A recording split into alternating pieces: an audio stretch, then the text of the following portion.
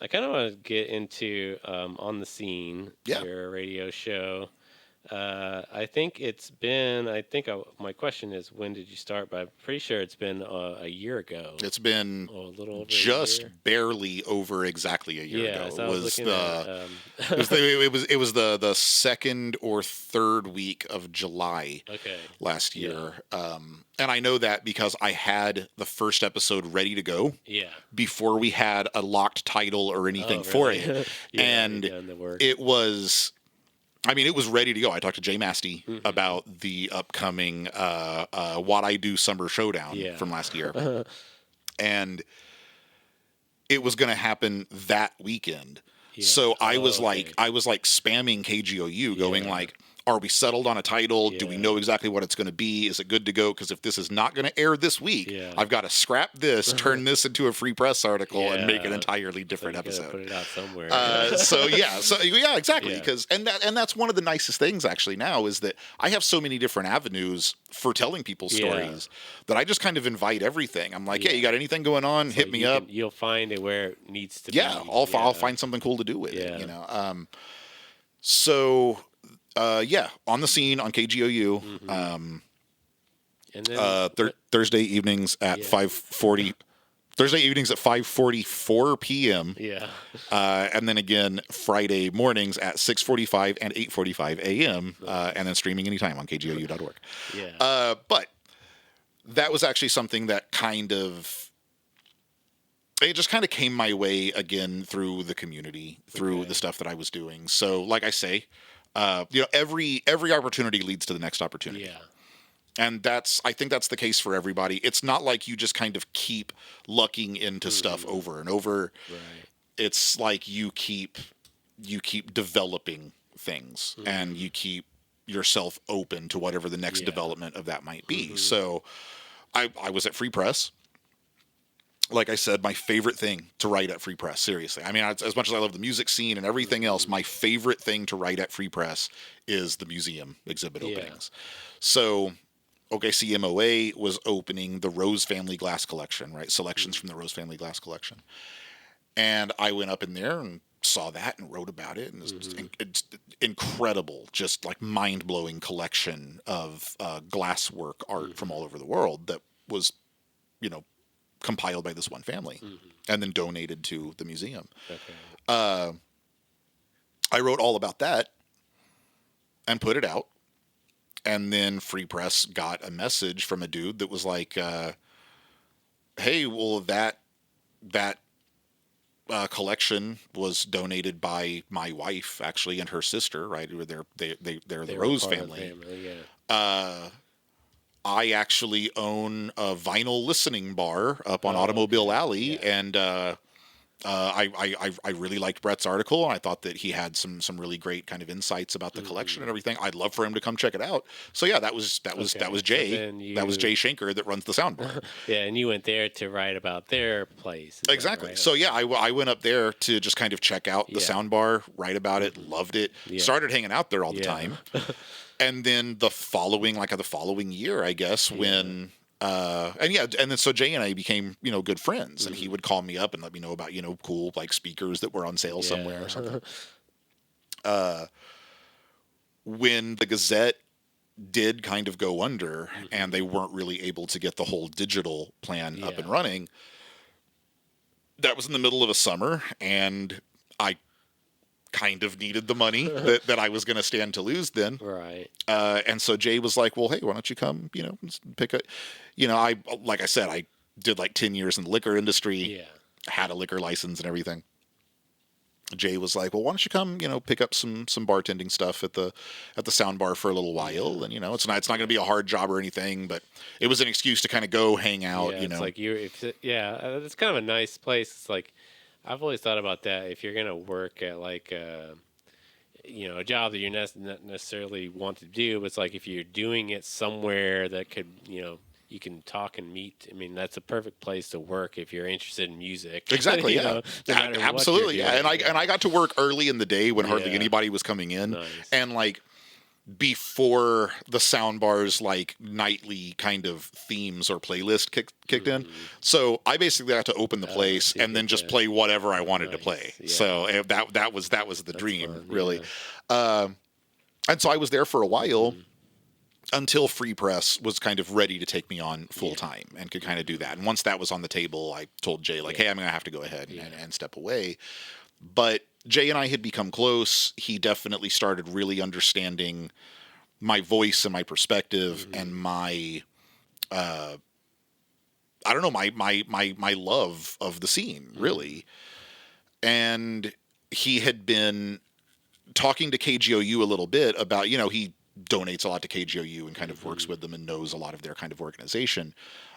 He had really just kind of been talking to them about, like, I think you guys need a show that's a little bit more in tune with like the local arts and music scene, which has really kind of always been something I think people tend to look at KOSU for, right? So for KGOU to do that, they've always been a bit harder news, jazz in the evenings. Because which one was the spy? Was that KOSU? That's KOSU. Yeah. Okay. And that's what Jarvix is on. That's what Lindsay is on. I wasn't aware of that. I guess. I mean, I kind of confused the two. Obviously, because they're both NPR type. Yeah. Basically, so it's like I just don't recognize the difference between. I guess I didn't realize yours was even on KGOU until today. A lot of people don't. Even when I was developing it, and I would tell people, I'm doing the show. It's going to be like the local music scene and art scene. I knew it was on the radio, but I just, maybe I would have assumed it was on KOSU. Yeah, and everybody was there. Was like, cool, KOSU, and I'm like, no, KGOU actually.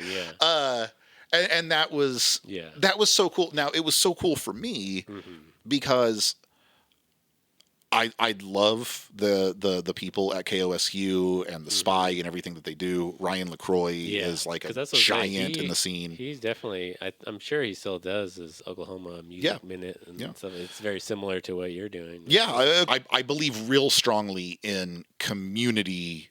It's like our only way out. It's our only way that we're going to get through anything or handle anything, or we all just kind of have to put our backs against one another. And so the idea that, it airs every Thursday evening in the middle of All Things Considered, a lot of the time my lead-in on KGOU will be some really, really downer stories, man. It'll be real, bleak political stuff, global politics, global news, global disaster.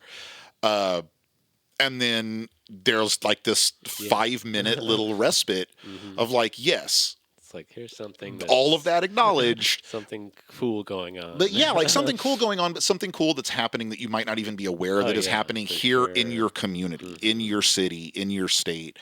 This is what's going on with cool people, young people a lot of the time. And I love that being this little kind of oasis dropped into this desert of bleakness. And I've loved it. It's a lot of work. It's probably more work than I've ever put into anything else maybe in my life. And it is tough to produce every single week, but I love it. I absolutely do. Like, what is the process from the start? I mean, I kind of, like I said, whenever I realized they were like 6 minutes, I was like, okay, these are like, a lot shorter than I expected them to be. But even though there are 6 minutes, like you've already mentioned, that you'll talk to somebody for 2 or 3 hours to get like condensed. So can you talk about like kind of maybe from the conception or whenever you find out you're going to be interviewing someone, kind of what the process is to get to the end result? Yeah, I mean it's not really. Yeah, it's not really fundamentally any different than any of the other work that I do. Okay. People reach out to me. I reach out to people. Somebody connects us, whatever it is. If there's just somebody cool, and it's nice because I can cast such a huge, wide net.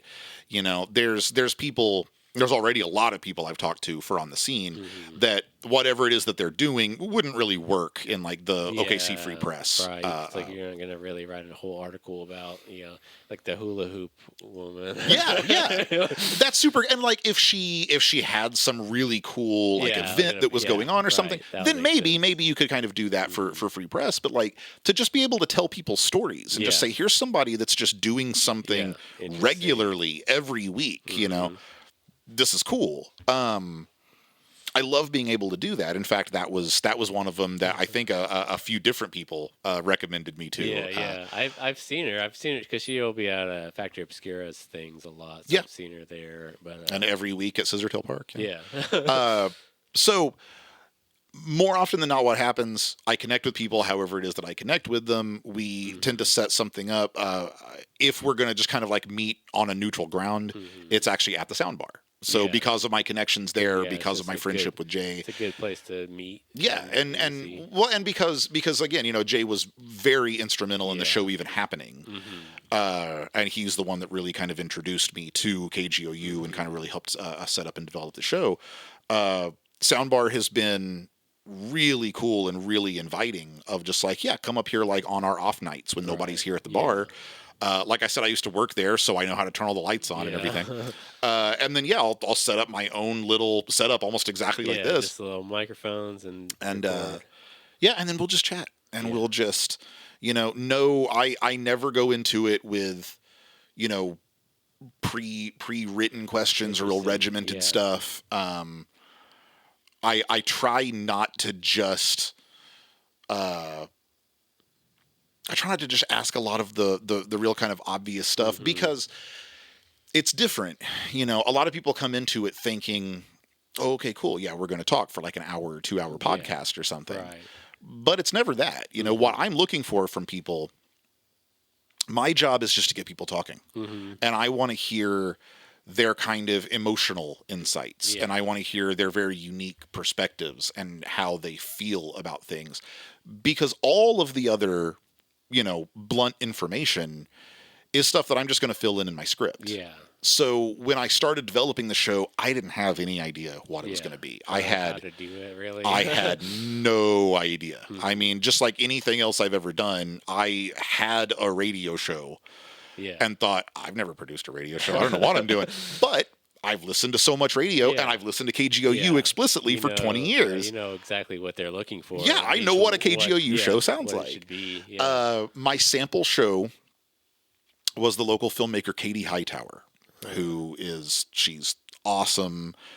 She made a film called Haley's Game that was a full feature. It won Best Pride feature at Dead Center last year.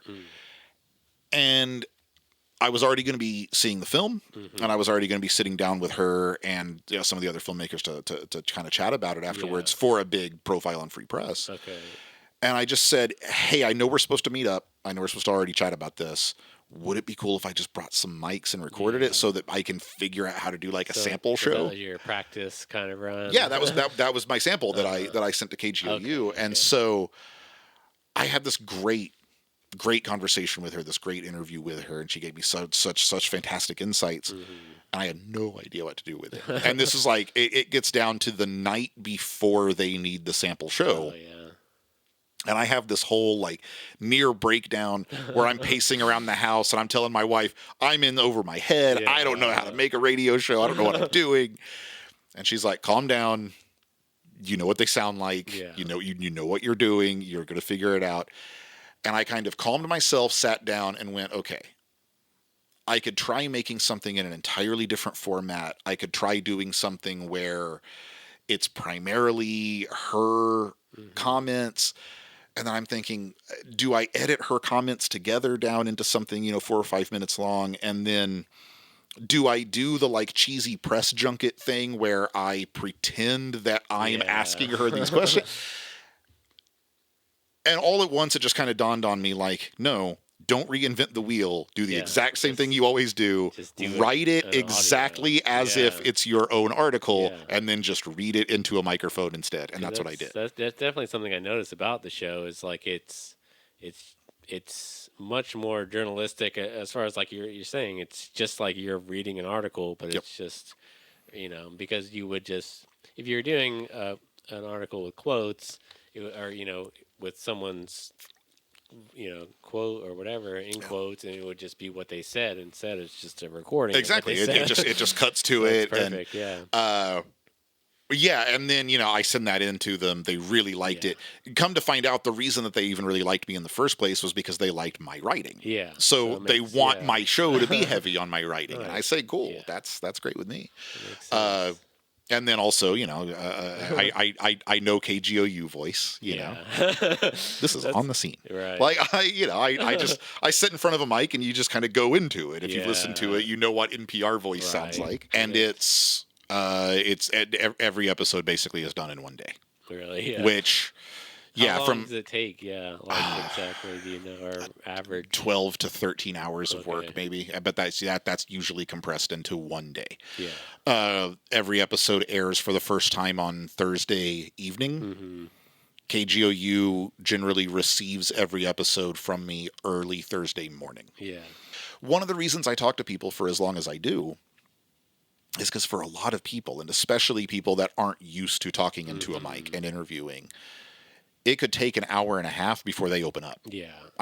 Yeah. I kind of get that. I mean, that's usually when we do a podcast and stuff like that. It's like, that's why even with you, it's like I sat down, I'll start the recording, and then I'll just talk to them for like maybe 15 minutes and just like kind of get into, some kind of comfortability before it's like, okay, now we're actually going to start the show. Yeah, exactly.